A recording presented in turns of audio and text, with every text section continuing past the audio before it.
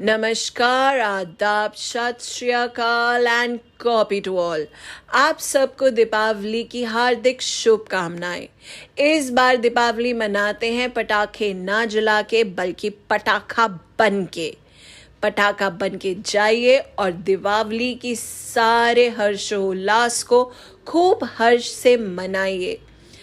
इस बारी प्रेरणा सोबती लेकर आई है आप सब के लिए कुछ ऐसी सुनी अनसुनी कहानियां जो भारतवर्ष में हर धर्म के अंदर में प्रचलित है। अलग अलग प्रदेश, अलग अलग भगवानों के हिसाब से दीपावली किस तरह से मनाई जाती है, आज वो सुनी अनसुनी कहानियां मैं लेकर के आप सबके सामने आ गई हूँ। पहली कहानी जो हम सब ने सुनी हुई है वो है राम की रावण पर विजय, यानी कि सीता मैया के हरण के बाद उन्हें छुड़ा करके वापस अयोध्या लक्ष्मण के साथ में आना एक सबसे बड़ा और बहुचर्चित कारण है दीपावली मनाने का, जो कहानी हर बच्चे को, हर भारतीय नागरिक को पता है। पर क्या आप जानते हैं कि जिस कार्तिक मास के अमावस्या की रात्रि को दीपावली मनाई जाती है अयोध्या में, वही कार्तिक मास, वही अमावस्या महाभारत में भी उतनी ही बहुचर्चित है। 13 साल का वनवास जो कि कौरवों ने छल से पांडवों को दिया था, वो भी दीपावली के इसी कार्तिक मास, इसी अमावस्या पे खत्म हुआ था। पांचों पांडव अपनी धर्म पत्नी द्रौपदी के साथ में कार्तिक मास की इसी अमावस्या को वापस आए थे और प्रजा ने उनका स्वागत ऐसे ही दीपमाला करके किया था। ये तो होगी दूसरी कहानी।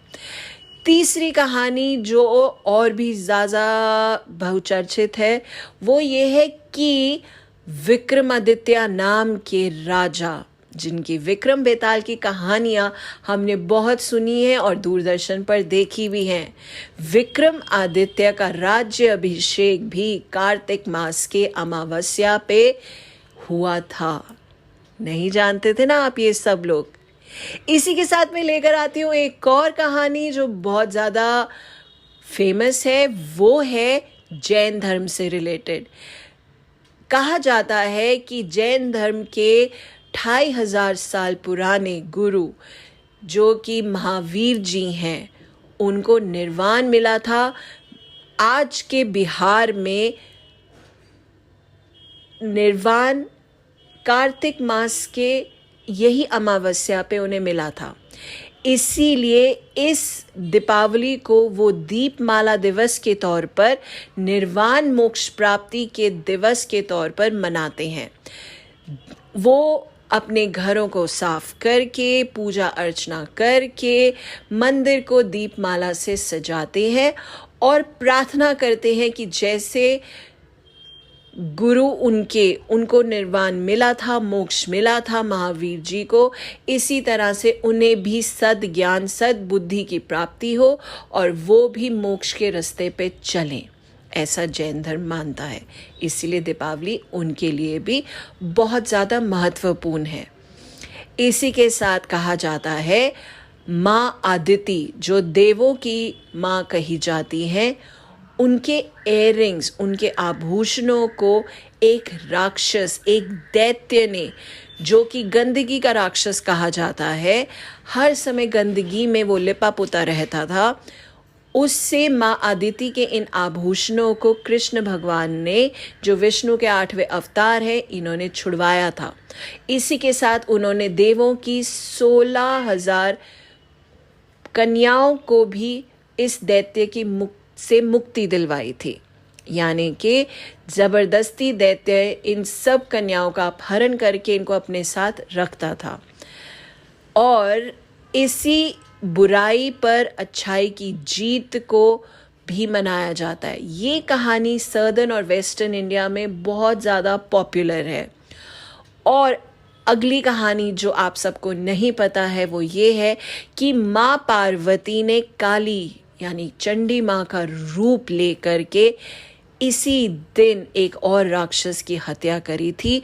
उनको जब क्रोध को उनकी शांति नहीं मिली थी तो भगवान शिव ने ही उनके चरणों में लेट के उनके क्रोध को शांत करा था, जिससे कि लक्ष्मी रूप अवतरित हुआ था। लक्ष्मी रूप के लिए एक और कहानी जो पॉपुलर है वो ये है कि केसर सागर यानी कि दूध के सागर का मंथन हुआ था इसी माह में, इसी रात्रि में, अमावस्या की रात्रि में, जिससे माँ लक्ष्मी उत्पत्तित हुई थी। उनके साथ में गॉड ऑफ हेल्थ धन्वंतरी और God of wealth Kuber ji, ये दोनों भी समुद्र मंथन में से निकले थे।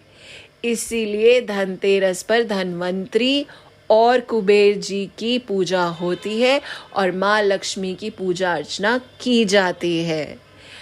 और तो और सिख समुदाय के लिए भी ये पर्व बहुत ज़्यादा महत्वपूर्ण है। उनके छठे गुरु हरगोबिंद सिंह जी मुगल राजा जहांगीर के प्रिजन से, जेल से, ग्वालियर में से इसी दिन छोड़े गए थे अपने सारे शिष्यों के साथ।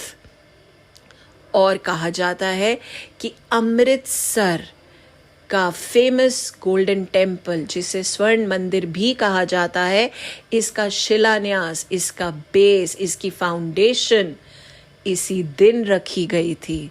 इसलिए सिख समुदाय के लिए भी दिवाली एक बहुत बड़ा पर्व कहा जाता है।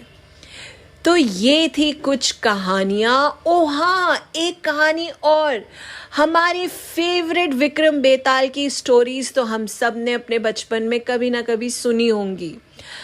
यही विक्रम आदित्य जो बहुचर्चित राजा है, इनका राज्य अभिषेक भी कार्तिक महीने के इसी अमावस्या की रात को हुआ था। तो ये सब थी कुछ अननोन कहानियाँ, जो कहानियाँ शायद हम अपने अपने प्रदेशों में सुन चुके हैं पर संपूर्ण भारत को ना पता हो। तो प्रेरणा तो यही करती है, जो नहीं पता उससे ढूंढती है और उन सबको आप सबके सामने लेकर आती है, और हर बारी एक चीज जरूर याद कराती है, और वो क्या है? इश्क योरसेल्फ। दीपावली पे खूब खुशियां मनाए, कैलोरीज मत गिने, और खूब खूब खूब दीपमाला की रोशनी आप सबके जीवन में हो, हेल्थ की, वेल्थ की।